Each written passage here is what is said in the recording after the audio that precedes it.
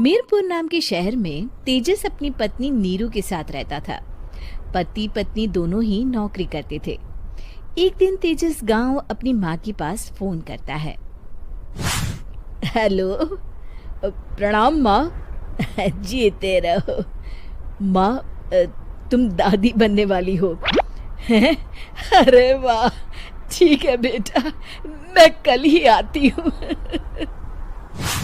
जब माँ जी शहर पहुंची तो बेटे बहू ने बहुत अच्छे से स्वागत किया। लीजिए माँ जी, चाय। अरे गर्मा गर्म पकोड़े ले आओ माँ के लिए। नीरू रसोई में गई और 2 मिनट में ही पकोड़े ले आई। जी ये लीजिए। बहू जादू से बनाए हैं क्या? अभी तो रसोई में गई थी। यम्मी। माँ जी, शीला रसोई में पकोड़े तल रही है, मैं बस लेकर आई। हे भगवान, मेरा धर्म भ्रष्ट कर दिया तूने। अब तो गंगा जल से शुद्धिकरण करना होगा।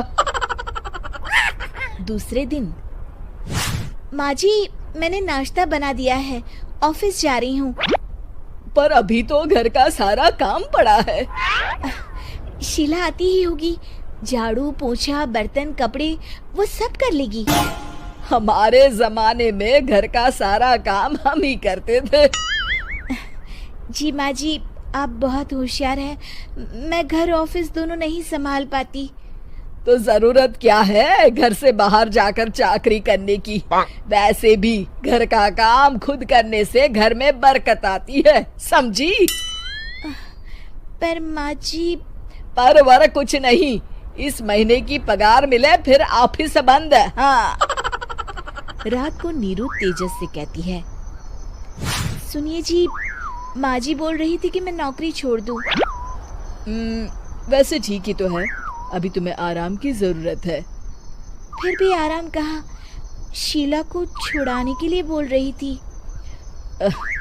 तो अब 24 घंटे में इतना काम तो कर ही सकती हो। पर जॉब पसंद है मुझे, घर पर मन नहीं लगेगा। अगले दिन जब दोनों ऑफिस के लिए निकल रहे थे, मेरी तो कोई कीमत ही नहीं है इस घर में।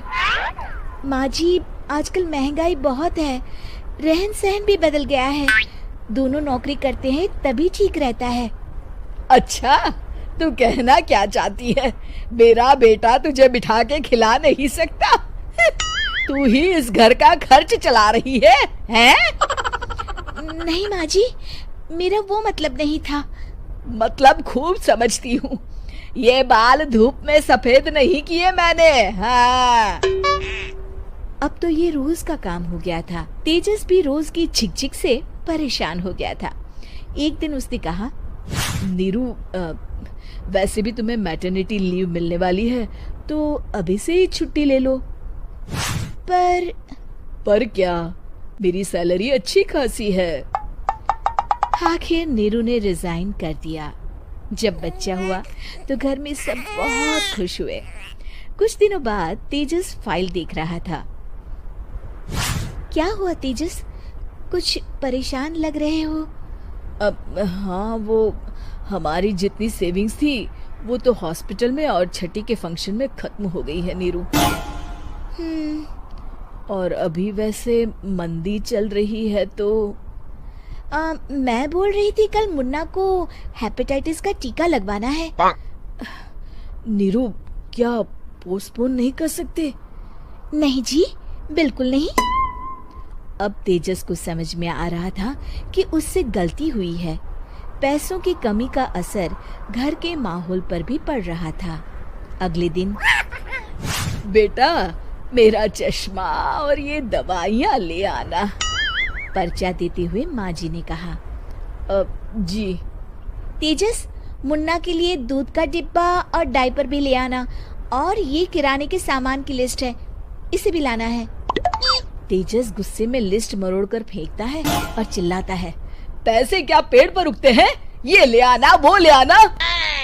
अरे पर ये जरूरत का सामान ही है। वो गुस्से में बिना कुछ कहे ऑफिस चला गया। अरे लंच तो ले जाइए। नीरू दौड़कर डिब्बा पकड़ाती है। एक दिन खाना खाने के बाद, नीरू,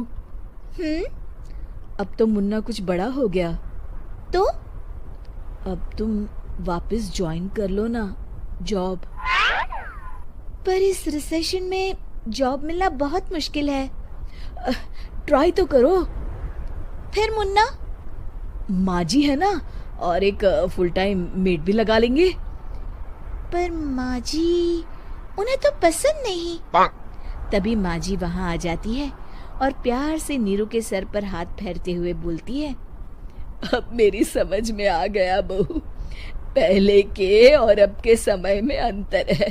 तुम काम शुरू करो, मुन्ना की जिम्मेदारी मेरी। मेरी प्यारी माँ जी। ये कहकर नीरू उनके गले लग गई। शिक्षा, परिवर्तन संसार का नियम है, हमें भी समय के साथ चलना चाहिए।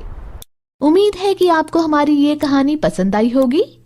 कृपया हमारे चैनल को सब्सक्राइब करें और सभी अपडेट्स के लिए बेल आइकन जरूर क्लिक करें। और हाँ, वीडियो लाइक और शेयर करना मत भूलिएगा।